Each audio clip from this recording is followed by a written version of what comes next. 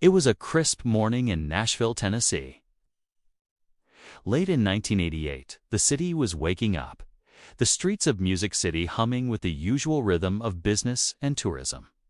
But inside one of the city's prominent financial institutions, the First American National Bank, the day would not proceed as planned. It was about to become the stage for one of the most tense standoffs in the city's history. Bank robberies were nothing new in the late 80s. They were actually on the rise across America. But most were note jobs, quick, quiet, and over in 2 minutes. This one was different.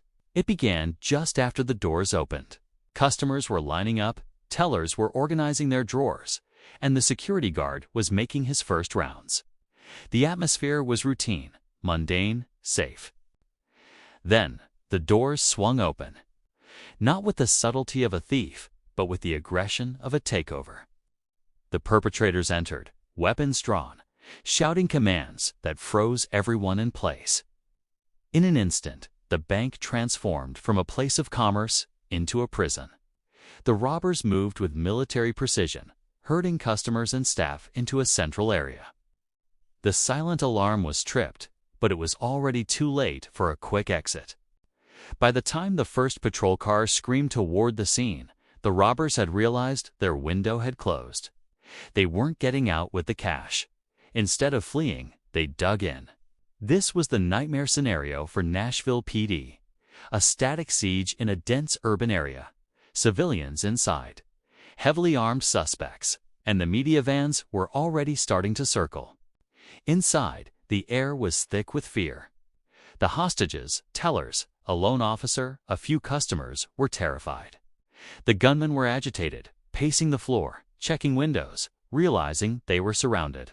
In 1988, hostage negotiation was an evolving art. There were no cell phones to easily contact the robbers.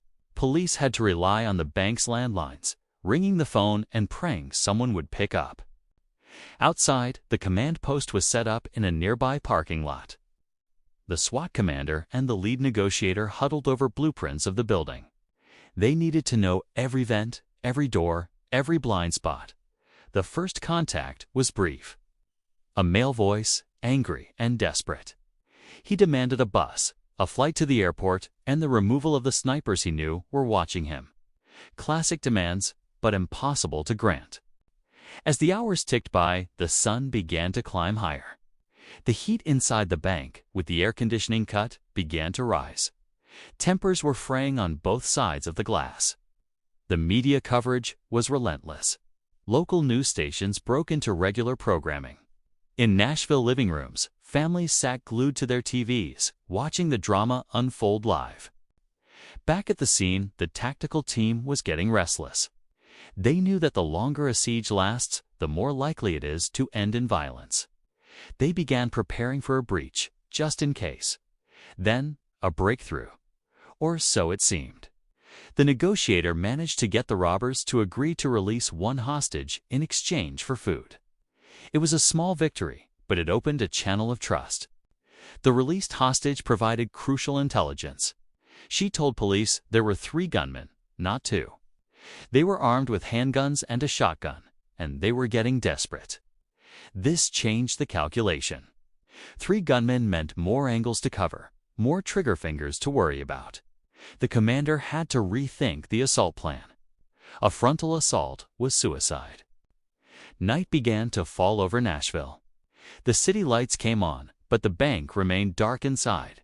The power had been cut to pressure the robbers. The darkness changed the psychological game.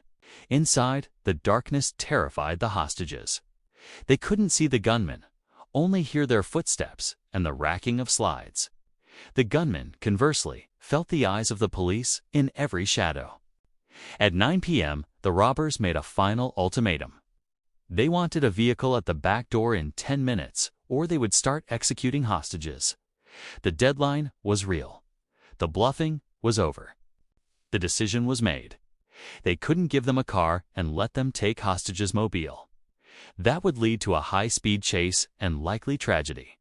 The only option left was a dynamic entry. The plan was a synchronized breach. explosive charges on the back door and flashbangs through the front windows simultaneously overwhelmed their senses before they could pull a trigger.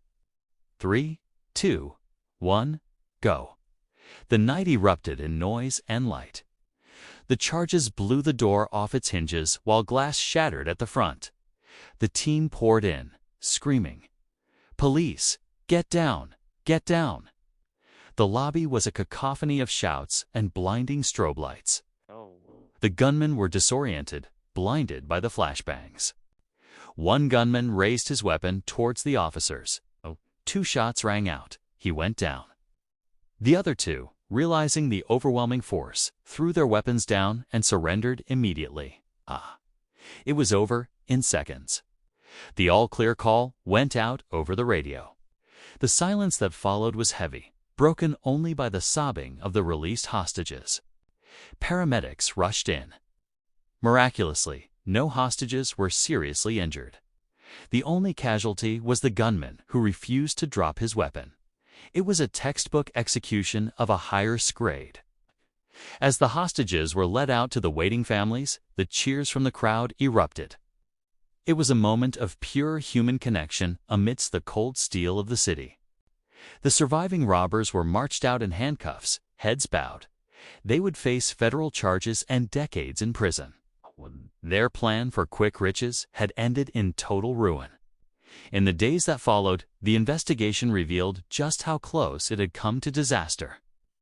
The robbers had enough ammunition to hold off the police for hours more.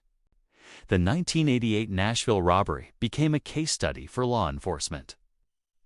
It highlighted the need for better communication gear, more specialized SWAT training, and patience in negotiation.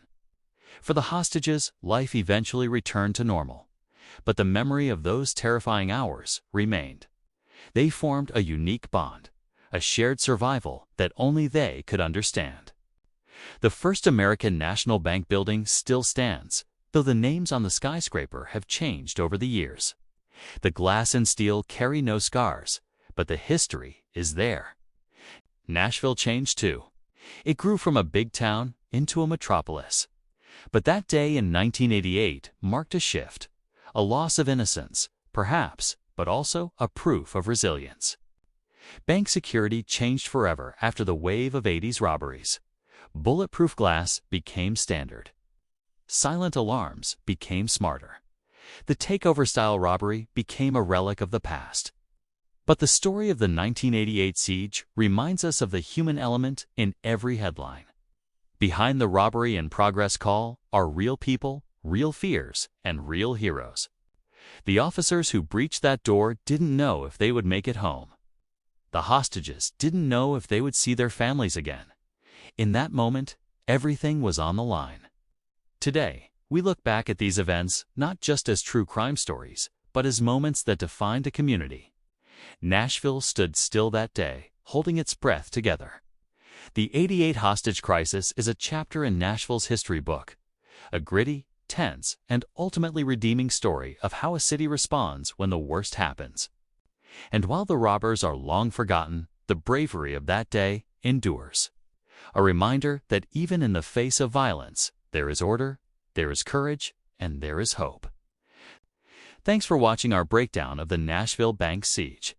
If you liked this deep dive, hit the like button. It helps us uncover more forgotten heists. Now it's your turn. Do you think the money is still out there? Drop your theory in the comments. Stay curious, and we'll see you in the next one.